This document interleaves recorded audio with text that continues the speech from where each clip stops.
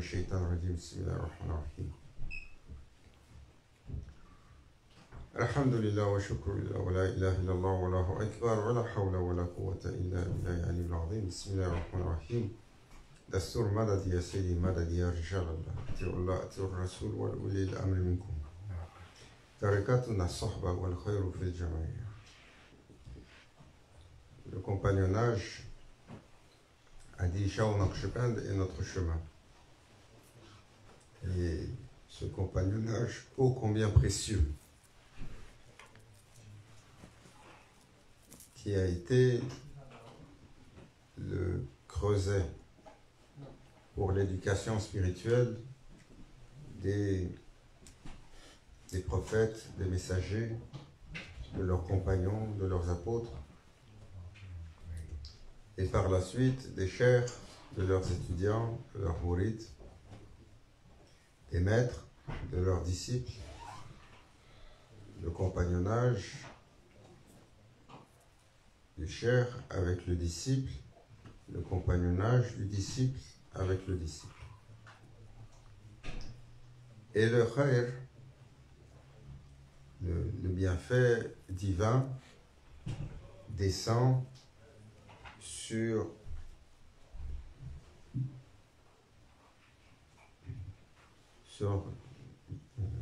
une jama'a, sur cette assemblée.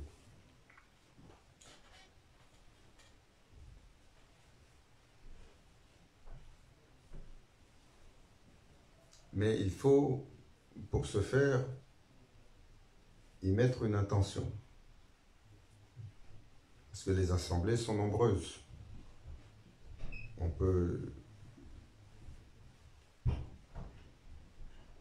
se mettre en assemblée pour beaucoup de raisons. La majeure partie des assemblées sont pour les choses de ce monde. Les gens se rassemblent pour leur bien-être individuel, familial, entre amis, ou telle communauté, pour des choses liées à ce monde. Peu d'assemblées sont pour le désir de faire plaisir au Seigneur des mondes et de chercher son attention et de chercher désespérément son regard et de chercher l'ascension, l'ouverture, l'illumination de l'âme.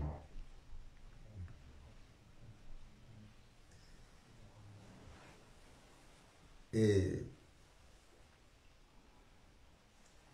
les prophètes ont établi le chemin, le cheminement et le modèle des épreuves.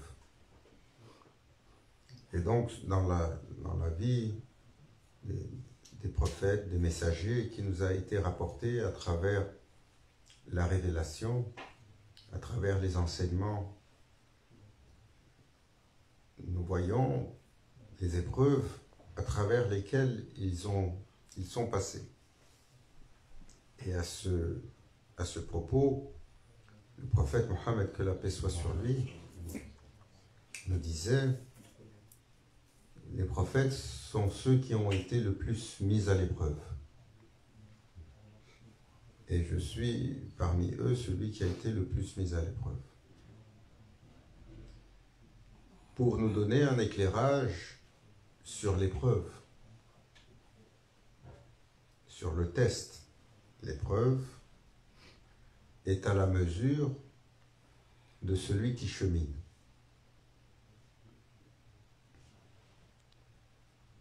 L'épreuve que l'on donne pour un enfant qui joue dans la cour d'école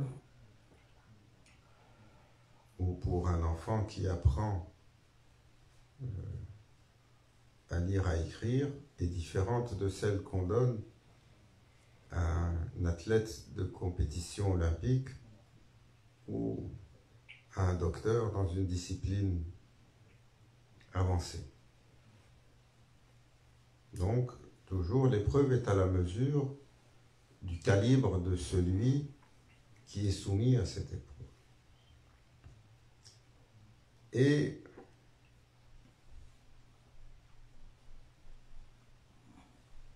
les prophètes, qu'Allah Azzawajal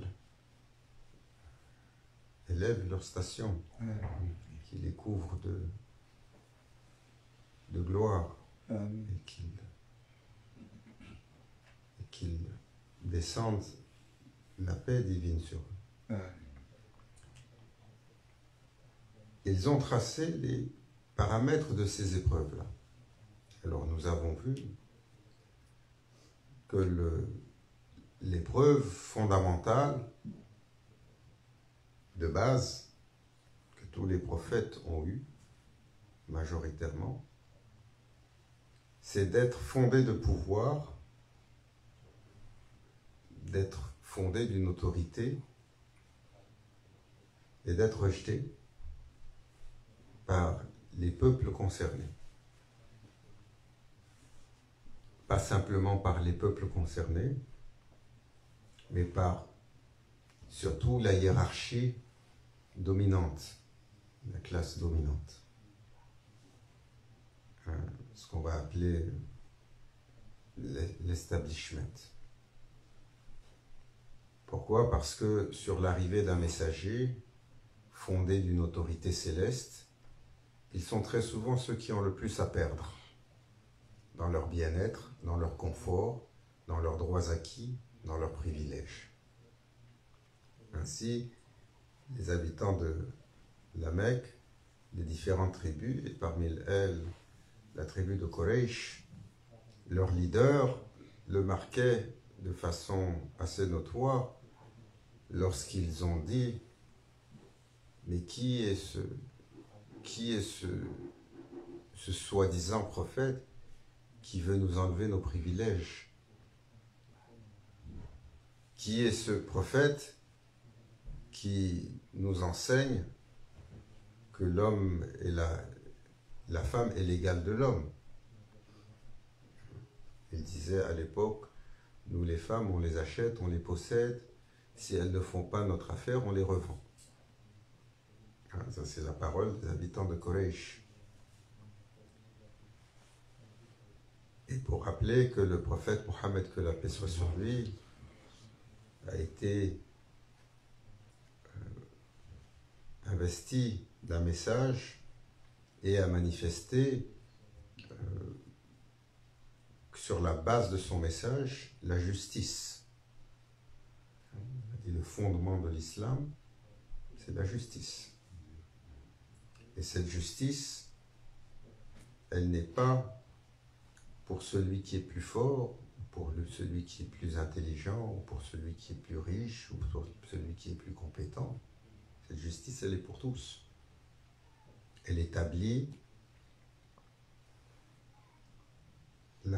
l'égalité des serviteurs devant leur Seigneur, comme base primaire.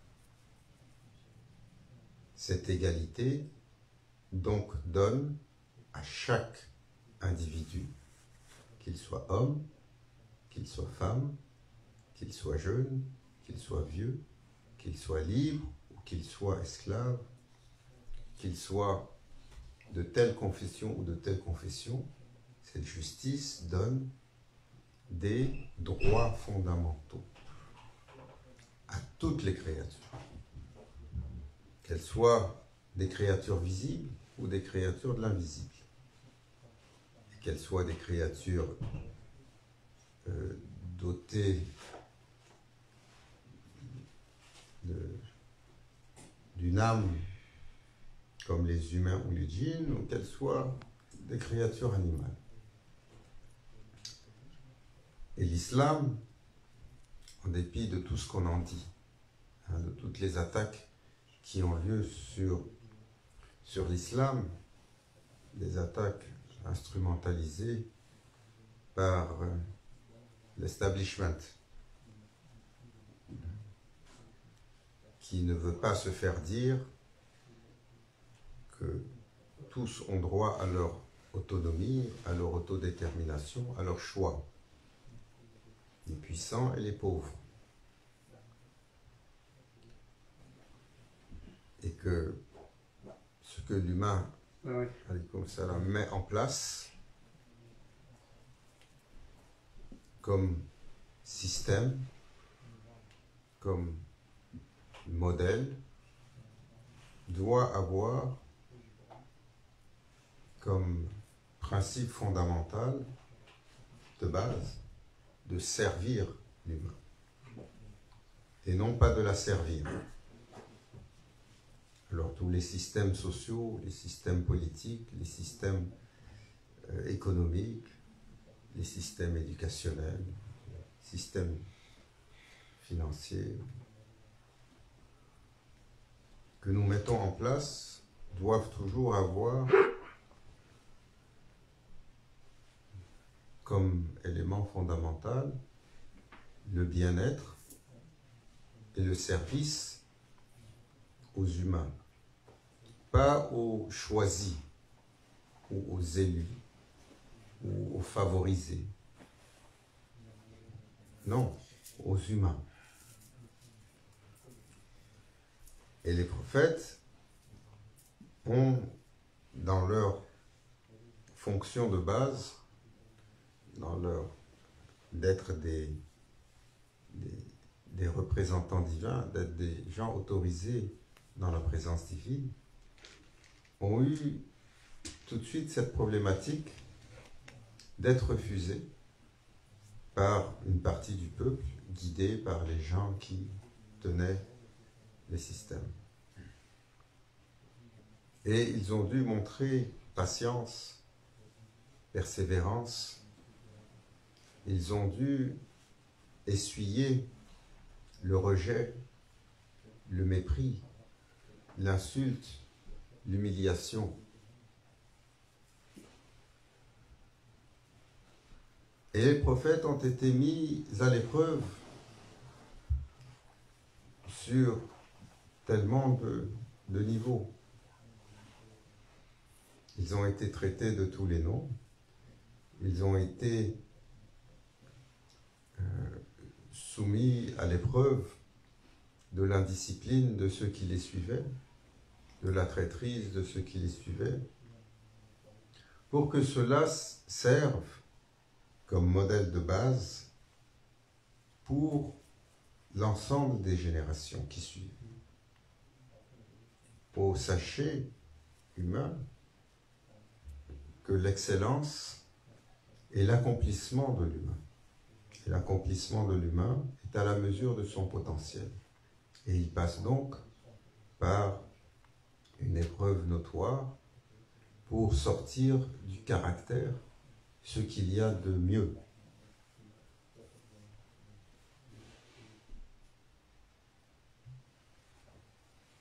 Et donc là, le compagnonnage s'inscrit dans une fraternité, mais s'inscrit également dans un exercice d'ordre spirituel. La valeur du compagnonnage. Dans les corps de métier, ils vont dire des compagnons d'armes. Lorsqu'on est dans l'armée, ou dans des corps de métier professionnels, on va dire des compagnons. Ici, on a un terme on va parler de collègues. À l'école, on va parler de camarades. Il fut un temps, il ne fallait pas trop prononcer ce mot, le mot camarade. Si vous disiez camarade, ou vous portiez une cravate rouge, c'était très tendancieux.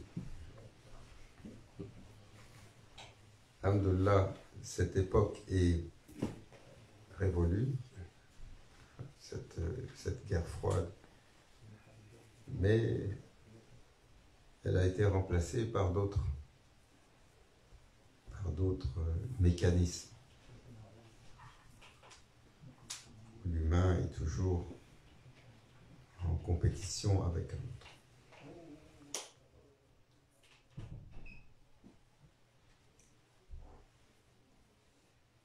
Alors ce compagnonnage a cette importance fondamentale. Parce que le prophète sallallahu alayhi wa sallam a dit le musulman croyant, il est le miroir pour son frère. Donc il faut être à mesure et se donner cet exercice dans le compagnonnage, de se regarder les uns les autres comme une réflexion d'une partie de nous. Ce n'est pas simplement une réflexion de nous, parce que nous sommes différents, mais c'est une réflexion d'une partie de nous. Et la réflexion de cette partie, elle est par rapport à ce que nous allons voir chez l'autre. On va voir chez l'autre quelque chose de différent que nous n'avons pas. On va voir chez l'autre quelque chose de complémentaire à ce que nous sommes. On va voir chez l'autre quelque chose qui nous habite, mais qui se manifeste différemment chez l'autre. On va voir chez l'autre la limite de ce que nous sommes, la limite de nos capacités. Parce que l'autre va nous soumettre, va nous amener à connaître les limites de notre impatience. L'autre va nous amener à connaître les limites de notre tolérance ou de notre ouverture d'esprit ou de notre compréhension. Alors ce miroir, pour le serviteur, est important pour être utilisé de la bonne façon. La majeure partie du temps, nous l'utilisons de la mauvaise façon. Nous nous regardons les uns les autres avec beaucoup de critiques, beaucoup de jugements, beaucoup de prétention ou beaucoup de condescendance. Mais nous oublions de nous regarder les uns envers les autres comme un miroir par rapport à nous-mêmes. Un miroir par rapport à nous-mêmes. Le prophète sallallahu alayhi wa sallam a dit, celui qui se connaît son Seigneur. Pour apprendre à se connaître, on ne peut le faire qu'à travers les autres. Celui qui naît et qui reste par lui-même dans une bulle ne peut se développer ou s'épanouir. Quel que soit l'apprentissage dont nous avons besoin, nous l'acquérons par le contact avec les autres. Même si c'est une personne, même si c'est un parent, même si c'est la mère. Et dans cet apprentissage-là, l'autre requiert constamment un échange qui va nous apprendre à propos de nous. Et donc, Mashaykhin al-Kiram, quand Maulana Cheikh Nazim, il disait, Shaw Naqshband, 12 000 sohba, 12 000 sohba. Il a commencé en disant, Tarikatuna sohba wal khayrun fi jama'in. Notre chemin est ce compagnonnage. Et dépendamment de l'intention que vous allez mettre au compagnonnage, du regard que vous allez porter sur le compagnonnage, de la valeur que vous allez lui donner, il vous révélera quelque chose de différent. سيدنا سيدنا أبا يزيد بستامي قدس الله سره Sultan Arifin, il est l'un de nos chers, il avait dans son cheminement spirituel atteint le détachement complet de dunya, la matérialité, de son attraction, de son amour et de ça. Il en était libre. Et il avait frappé à la porte de la présence divine et avait été questionné.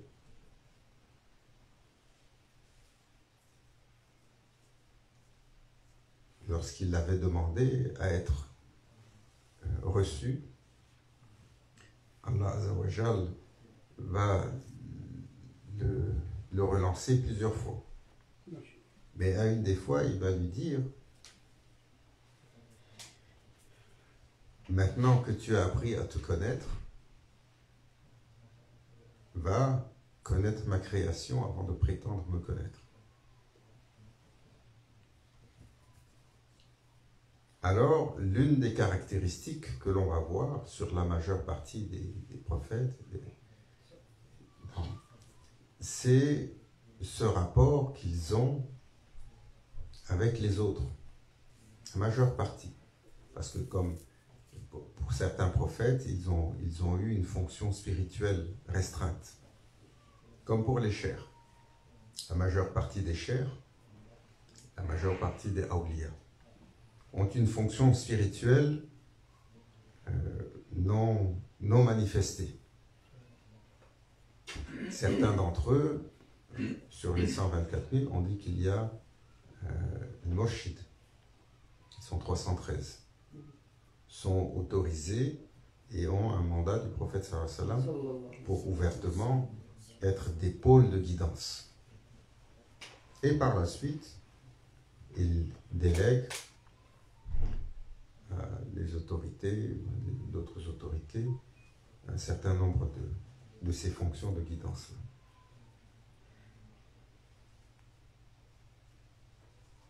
Et ils ont aimé, ils ont accompagné les gens de toute origine, de toute étiquette, de toute nation. Tous ceux que Allah Azzawajal mettait sur leur chemin était pour eux une conversation avec le Seigneur des mondes. Sayyidina Ibrahim alayhi salam, Khalilullah, le grand prophète d'Allah. On dit qu'il avait une maison qui était à la croisée de deux chemins. Deux routes. Sa maison était là et elle avait 4 portes. Pour recevoir quiconque arrivait d'un bord ou d'un autre. Et dans sa demeure, il ne mangeait pas s'il n'y avait pas un visiteur pour manger avec lui.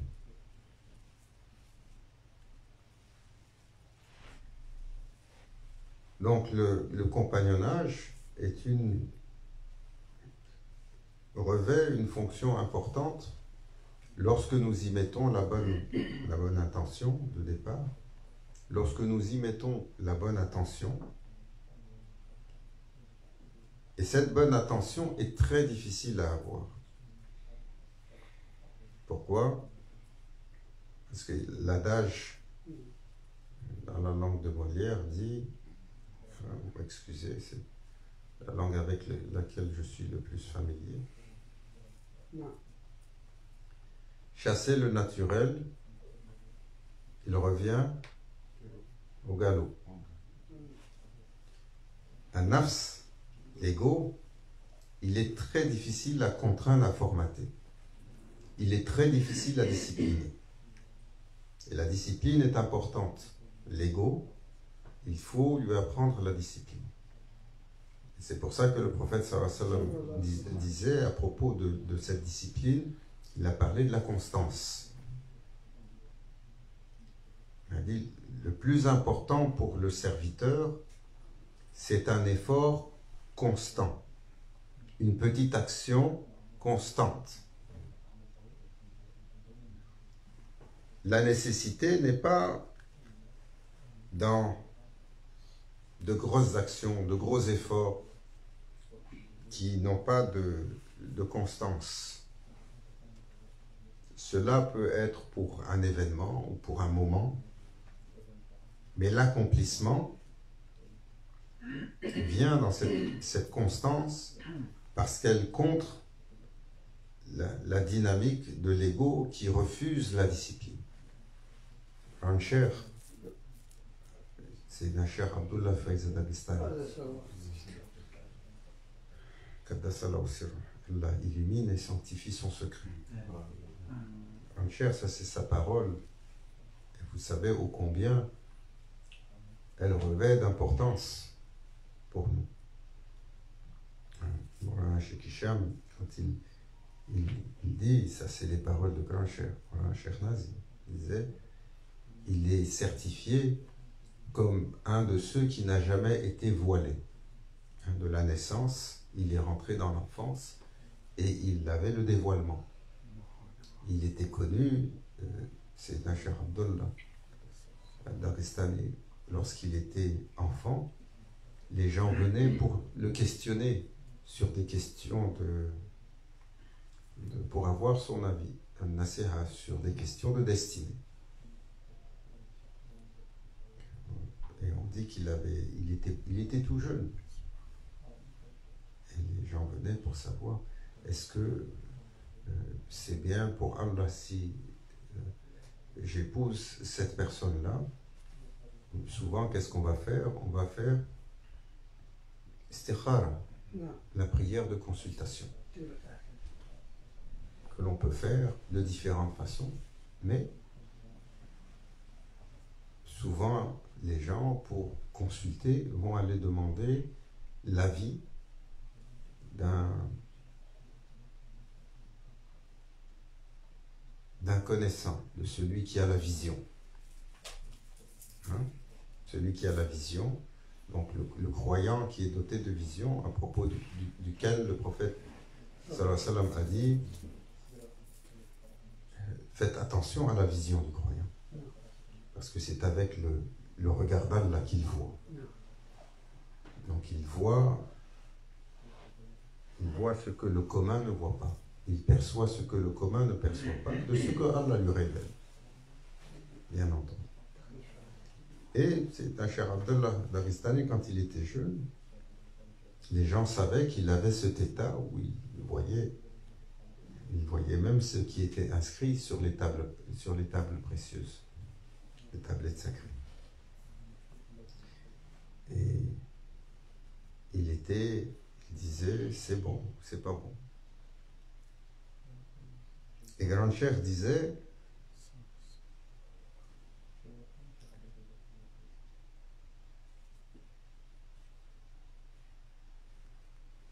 perte de fil.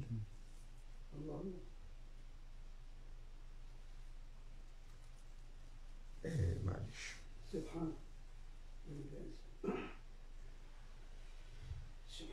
Sur ce compagnonnage, son importance sur le regard qu'on lui donne.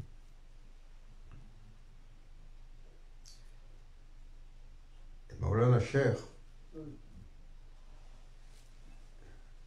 Cheikh Hicham, il disait, le compagnonnage est si important sur ce chemin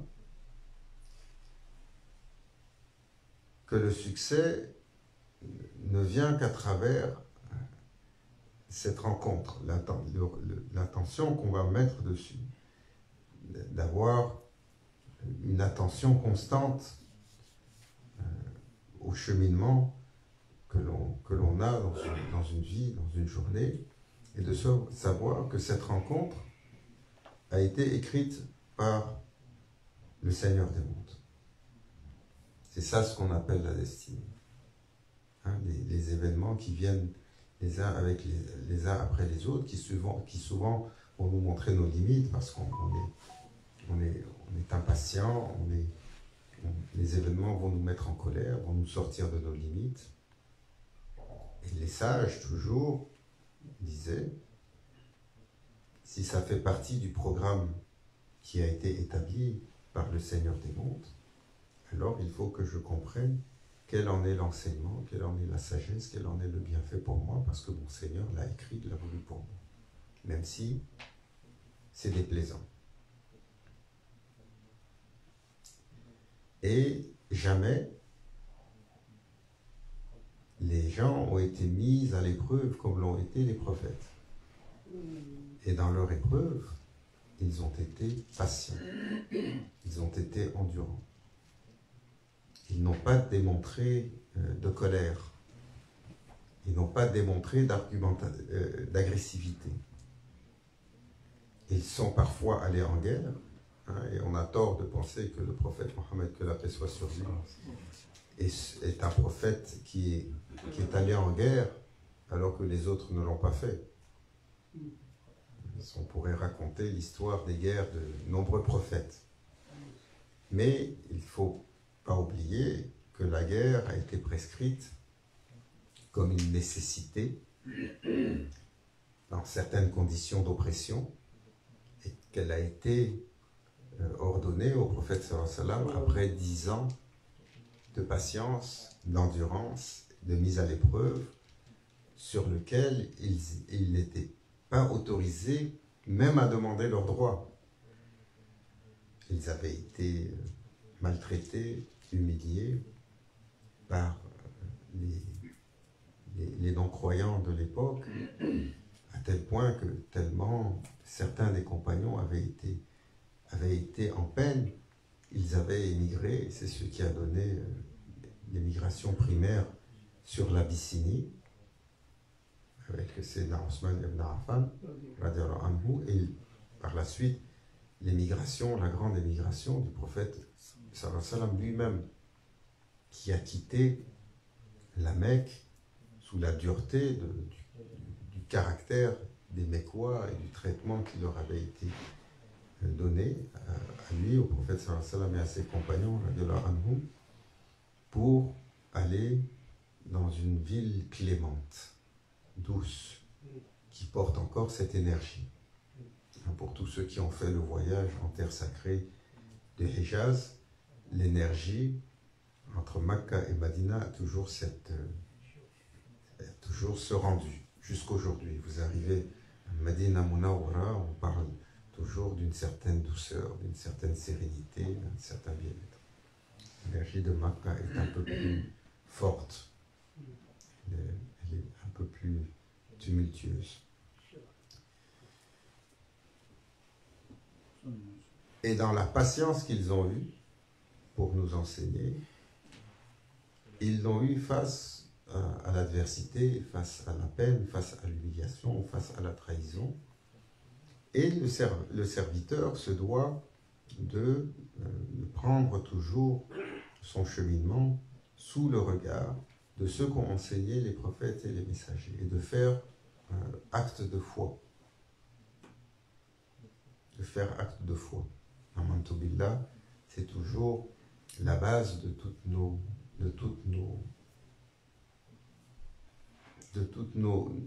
regards, de toutes nos réactions. De dire je crois en Allah.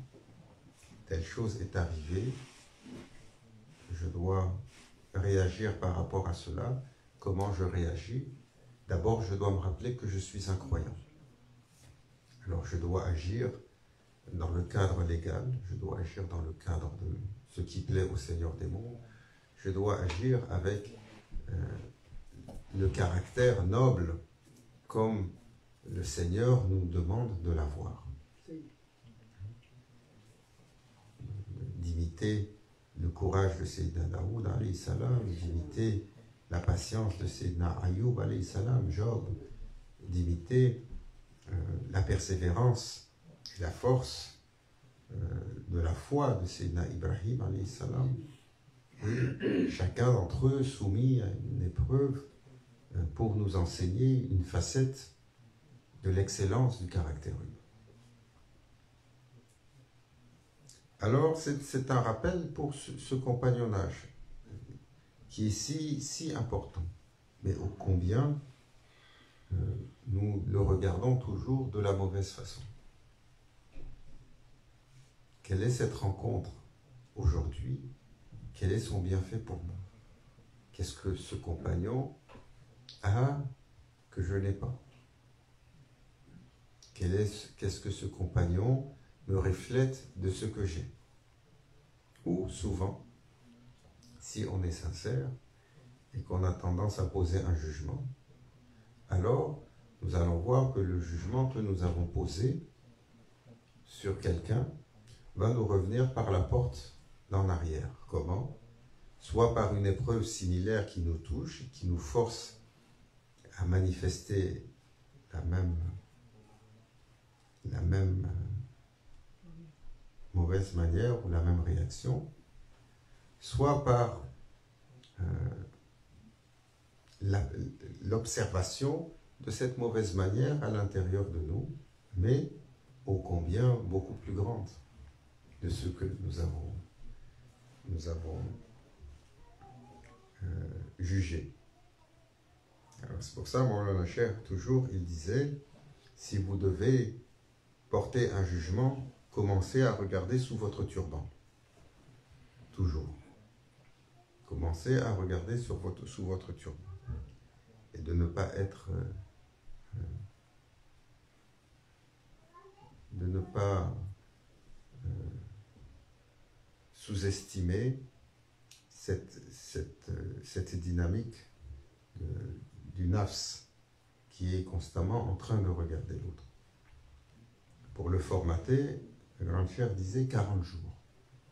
40 jours de discipline sont nécessaires juste pour une chose. Si tu veux faire attention à la façon dont tu parles aux gens, il faut observer pendant 40 jours ta réaction. Et il faut être conscient, il faut l'observer. Avant de, comme il disait, Sénat Ali,